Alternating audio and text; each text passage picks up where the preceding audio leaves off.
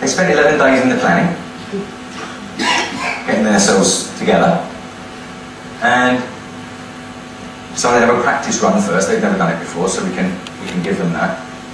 And they went out into a field of grass to have a little practice run. They did the old stake and take measure routine. So one of the things that people look for when they go into crop circles to question whether or not they're genuine or not is, are there holes where people would have whacked in stakes and so forth? And this is something we don't find in the vast majority of crop circles. There is no evidence of people having been there in the traditional way. But nevertheless, they decided to do it in this kind of way. They took 2 days having their little practice run. So they had a good go. And note the bowing in their tape. This is not the most accurate way of doing it, I would suggest.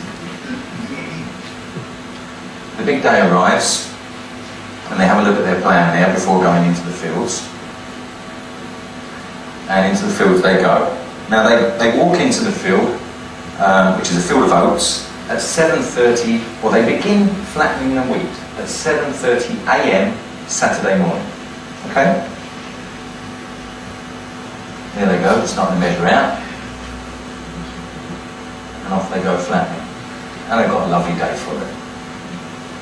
The vast majority of crop circles, I would also add, come down not one at a time. I wake up in the morning and there's 5 being. There's been 5 last night, the next day there's 3, the next day there might be 4, the next day there might be 7, then there might not be for a couple of days, and then 1, 2. They're not coming ones, they're coming multiples. And they're at night, mostly. Pretty much always.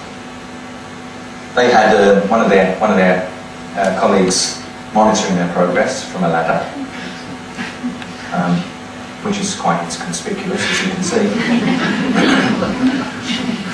They also check the edges here. You can see the edges, pretty rough, shoddy. It helps to have a friend with a plane and a walkie-talkie so that they can guide them from above, which is also what they had. And they also had a helicopter too. And they worked through into the dark.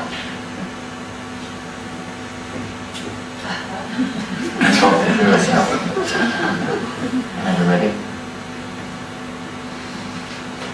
Now then, they decided they'd had enough at this point in the evening, which actually was 2:30 a.m. Sunday morning. So they've now been working for 18 hours.